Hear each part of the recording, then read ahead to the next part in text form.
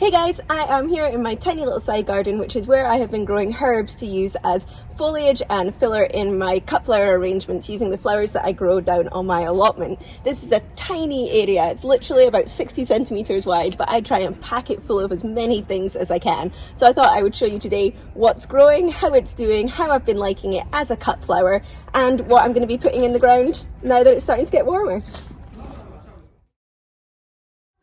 For anyone that doesn't know, my name is Peggy and I'm going into my third year of growing a cut flower garden on my allotment here in Kanagawa Prefecture, Japan, which is just south of Tokyo in USDA Zone 9B. Thanks for checking out my channel.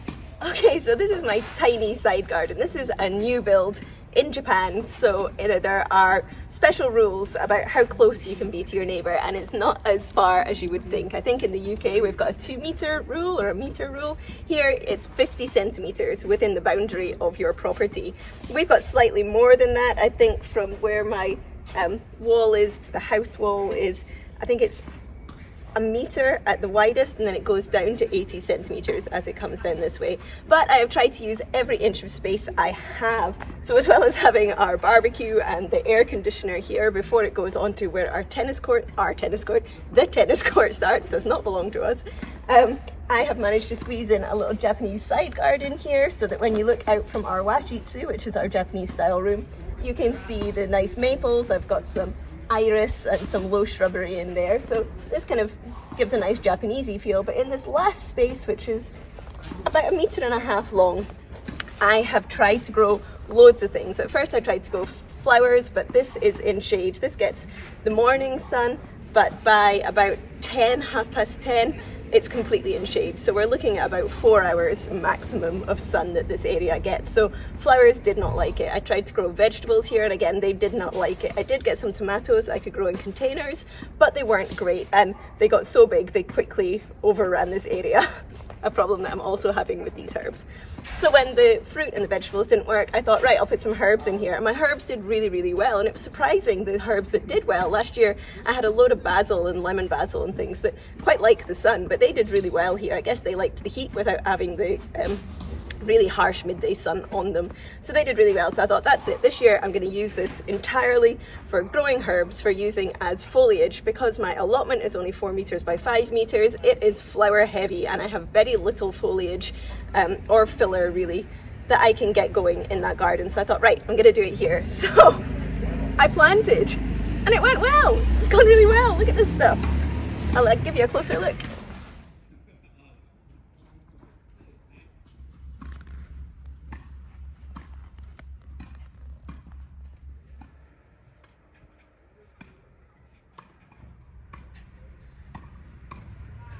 Okay, so some things I have now had in here for a couple of years, like my big rosemary at the back, and it is doing really, really well. It seems to like this shady spot, and it's very sheltered. But it is doing really well, and it's getting really, really big. I have mostly used that in kind of towards the end of the season, and I've used a lot of it for making the bases for wreaths and stuff, and it smells absolutely beautiful. Once you've cut it, if you use it for a wreath or something, it dries in place, and it just really, really smells beautiful and fills the whole genkan or the area you're using it in with a beautiful rosemary smell. So I really, really like that. Next to that, I have mint. Now, I planted a few different mints, and they've all kind of run together and are slowly taking over the garden, which is fine by me. You'll notice I still have to use containers for some of the things I'm growing. And that is because we actually have a pipe running very close to the surface here, so I can't actually dig down without possibly damaging that pipe. But the mint has kind of self-seeded and is taking over all through in between the pots and things, and I'm okay with that. You know, you do have to stay on top of mint. It will run away and overtake your garden if you let it, but there really isn't anything else here that I'm overly fussed about. I do go through and regularly pick it out from amongst the stones in the path so that it doesn't become completely taken over, but it's not such a big deal. The thing with mint, though, if you are using it as foliage, it is known for wilting very, very quickly after you cut it.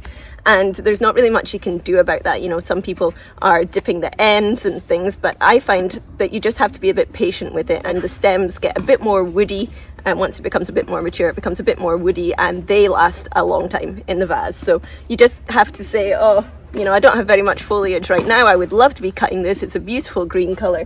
It would look great in arrangements, but it is just going to wilt. So you are best to wait for this to get a little bit stockier, a little bit woodier, and then it's a great filler. And again, smells lovely and does really well in the vase, I find, if you can wait long enough. Quick update to that, I actually cut this stuff yesterday and I put it in the vase and immediately it wilted and it was looking terrible, and I went to bed thinking I'm probably gonna have to change that out because it looks terrible, and when I woke up this morning it has super ginkied up. So as long as, guess, you have time to let it hydrate, then you can cut it when it's still fresh and it looks nice.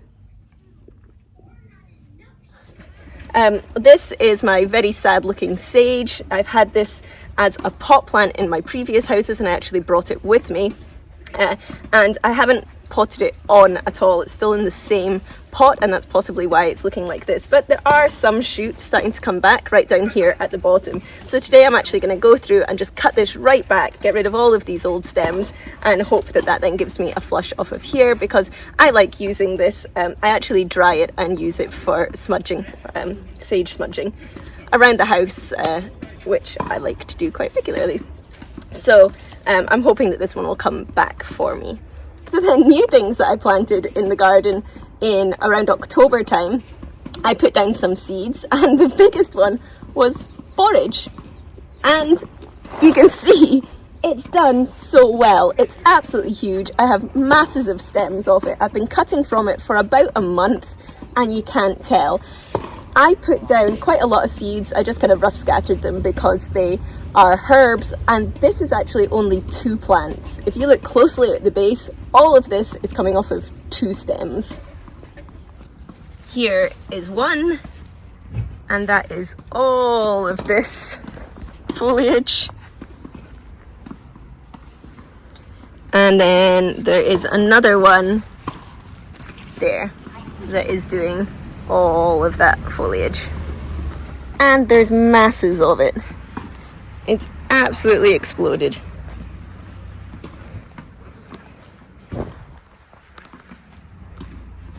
But it's not all good. There are some problems. The first one is how thick that stem is. That main stem is an absolute beast. It's kind of like amaranth. It could be a broom handle. And it comes up and stays quite thick all the way up. Now you can see on this one, I actually cut the main stem. It was the first bit I cut. And you can see the difference between how thick it is there and where I cut it, to then how thin these side branches are coming out, which are a much more usable thickness. So I really would encourage you, if you're going to be doing this, to pinch out that main stem quite quickly and try and get more of the side stems. Now, while the top stems are a little bit thinner and easier to use and nicer, they are also really spiky. Now, the leaves themselves are spiky. These have actual little spikes coming off the side of them. So when you're cutting this, you want to be wearing gloves because they are really spiky. And although the stems aren't spiky, they're not soft either. It's like the bristles of a brush. Little spikes all down here.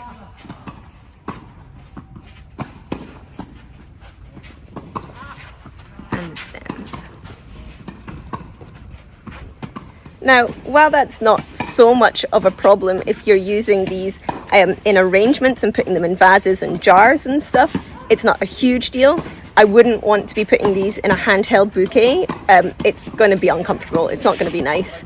And they are thick stems, so they do stand out in, you know, your handhelds. It's hard to kind of cover them with the other stems of other flowers that you've got in there. So I am liking them. I'm liking them in my bouquets. They're doing really well. They kind of are a bit funny in the vase. So when you first cut them and you condition them with the other flowers, they do tend to look a lot more wilted. Now, they are kind of droopy flowers anyway. You know, the flowers do point down as opposed to up, which I actually really like. But they do wilt at first, and no matter how long you seem to condition them, they stay wilted. But then after a day of actually, once I've arranged them and put them in the vase, they tend to perk up again, and then they will stay that way for almost 2 weeks, possibly more. They are really, really strong in the vase. So I am liking them, but the thick stems and the spikiness are making them not perfect to use. Now, saying that, I have been cutting this for a week. It has been the earliest thing to come up. I've been able to put it in arrangements with my anemone and my other spring flowers when I've had nothing else in the garden to put with them. So I am liking it, and I would say, yeah, it's good if you're making in-vase arrangements. But just know it gets massive, and I don't need this much. Don't need this much.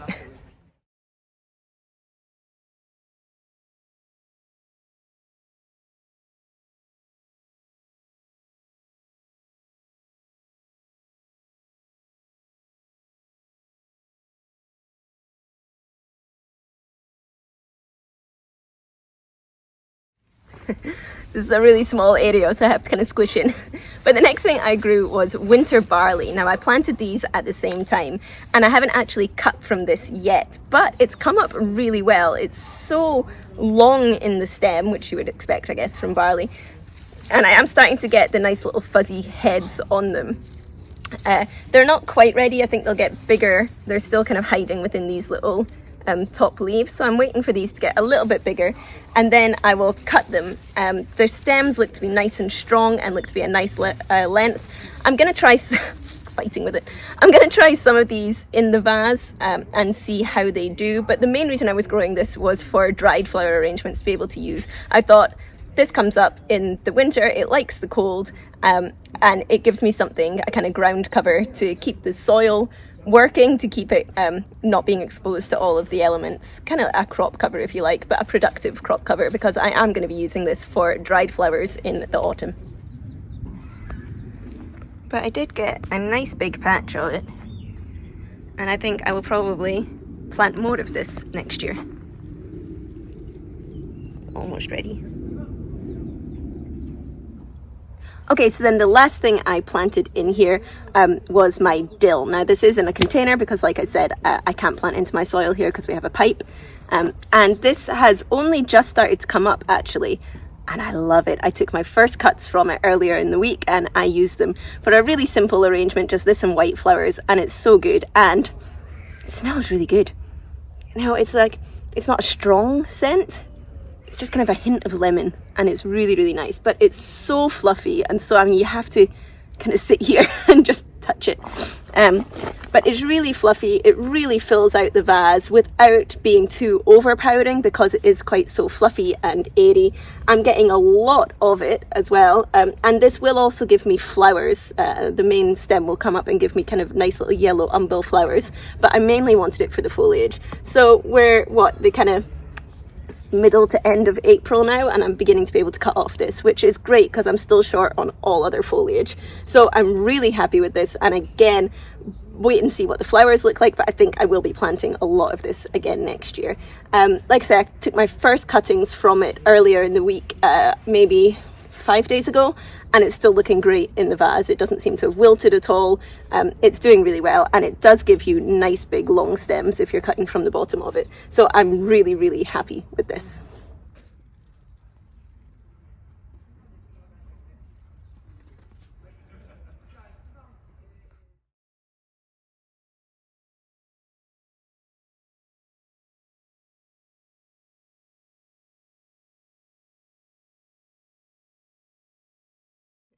Now, if you watched my video before about me actually putting these seeds in, and I'll put a link to that for you below, you'll know that I'm missing one, because I did actually also plant in some Chervil.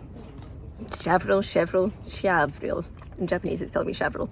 And again, this is a kind of nice airy leaf, and it does produce a white flower on it. And it's not here, and that's because it was planted here and it very, very quickly got shaded out by the borage, which just took over, and I'm assuming that's why it didn't do very well. But it's on my list of things to do today, is get some more of this into the ground. It does say that I can seed it right through until kind of beginning of June. In my climate, I can do it right through to the beginning of June, and I should still get some nice flowers and foliage from it kind of midsummery, hopefully. So what am I going to do today? First, like I said, I don't need this much borage, so I am going to go in and take out one of these plants to make room for the other things that I want to be growing. I've still got the roots of the basil that was in here last year, ouch, which is actually, oh, that was a borage leaf, they're so spiky. Yeah, so I'm going to put some gloves on. I'll cut back the borage. I'll take out the roots that are still here from the basil from last year. And in its spot, I am going to be planting some of my ornamental basil, which I'm really excited about. I am putting this right at the front because it does get the most amount of sun, and you tend to find that with a dark leaf they need more sun. So my basil did really well here in the spot at the front last year, so I'm hoping that I'll be able to grow this stuff really well this year as well, and it's really, really pretty. I like that. Then I will be putting some more Chervil in where I take the other borage out, and kind of the little gap between where the borage and the winter barley is. I am going to plant a few more dill because there is a little bit of space still along the back of the box. It seems that the seeds at the front of the box germinated really well, but the back ones didn't. So I'm going to put in another row of this and just hope that it gives me a bit of a continuation throughout the season. I am also going to be planting some Clarey sage today. I'm hoping that sage is going to come back to me, but I would like more sage in the garden, and this one actually gets really nice big spike flowers on it. Now, I'm not entirely sure how tall these are going to get, but I'm hoping they'll be tall enough for cutting, so I'm quite excited about growing that, see if it'll give me foliage and flowers from this spot. And the last thing I'm going to do today is amaranth. Now, I grew amaranth in my allotment garden in the first year, and I really liked it. It grew absolutely massive. It got knocked about by the storm, something silly. It reseeded itself, something silly, so be careful if you are putting this in the garden. You want to be cutting it before the seeds start to drop, because I was pulling this out of my garden all last year. And I really liked it. I had a little bit of a problem keeping it hydrated in the vase. It tended to droop quite quickly, but I think that was an issue with when I was cutting it as opposed to the flower itself. And I missed having it last year. I really liked it towards the end of the season to match with the last of the dahlia, especially my darker dahlia, and some of my rudbeckia in those kind of autumny, Halloweeny type displays. I missed having it, so I want to have it, but I have absolutely no space in my allotment garden. I've filled it up, and I just went through my little map again and tried to figure out where could I fit it in, and there's just no room. So my plan is that I'm going to start these in cell trays today and let it grow on a bit, and then when I pull out my winter barley, I'll put in maybe 4 or 5 stems of this, because it does get big, but it does also branch, so you get quite a lot from one plant, and it'll give me something to play with. I also like to dry it and use it in arrangements as well. So my plan is to get this started today in cells, and then when the winter barley comes out, I'll put some of this in. The other reason I'm going to start this in cells is because I have quite a problem with woodlouse here. I think in America you call them pillbugs. There are 2 types of pillbug. One of them will eat the roots of your plant and the other won't. If it curls up into a ball, I might get this the wrong way around. One of them curls into a ball, maybe that one won't eat your roots, but the one that doesn't curl up into a ball, that one will. And I have a problem with them eating everything in here. So I want to get these started so they're a bit taller when I put them in, so that hopefully by the time the pillbug wake up, they're just starting to come, so I'm hoping the stuff I put in today will be okay. But by the time I want to put this in, the pillbug are going to be everywhere. So I want them to be a bit stronger so that hopefully the bugs won't be able to eat up all of their roots. Hopefully. Let's get started. Gloves on and get this out.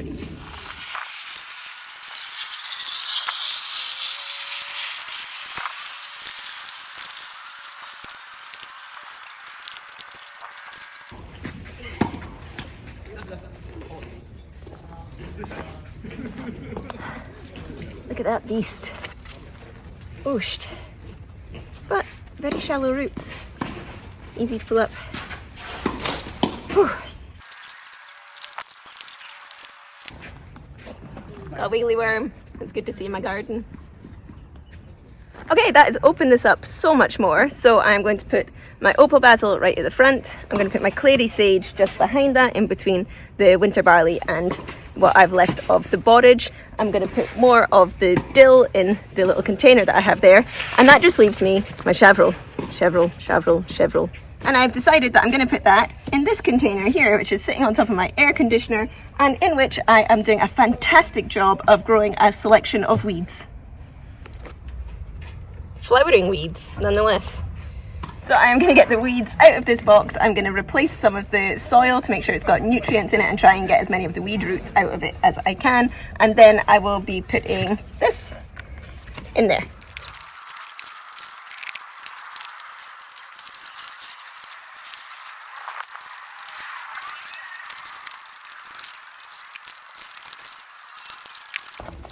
Done.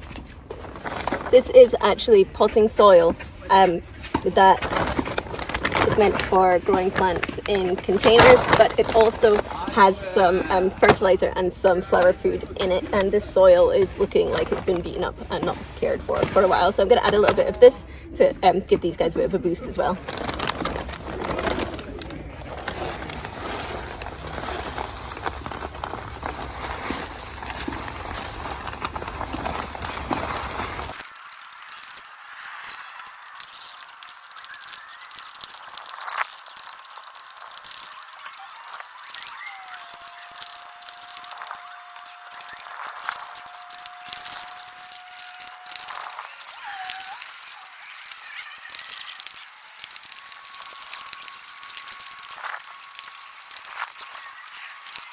Okay, so the last thing I need to do is plant my amaranth. Now, as always, I have pre-moistened my soil. I mix this all up in a bucket with some water and then fill my cell tray so that the soil is nice and moist, and it means that I do not need to water it once I have the seeds in, because these are really, really small seeds and you're probably going to displace them or lose them, or they'll just get washed away if you try and water after this is filled. So it's always better to fill your tray first.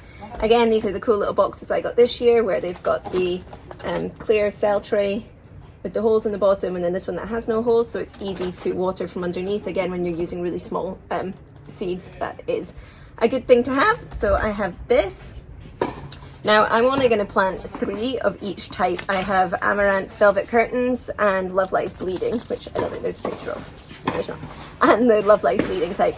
I'm only going to do 3 of each, which seems like a ridiculously small number of seeds to be sowing, but realistically that's all I can fit in that little side garden. So it'll give me something which is better than nothing, but not very much. So I'm going to go ahead and plant these.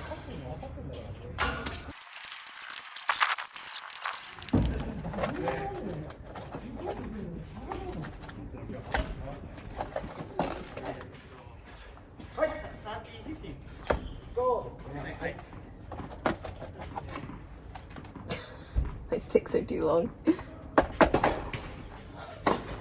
Okay, that's them in their humidity dome, ready to go. Okay, and that is all from me today. If you want to follow along and see how these seeds do and see how the garden does over the season, then remember to hit the subscribe button below. If you want to see what I do with all the cut flowers from my allotment, then you can check out my Instagram, which is From the Witch's Garden, and there's a link to that below as well. And I will see you guys next week. Bye.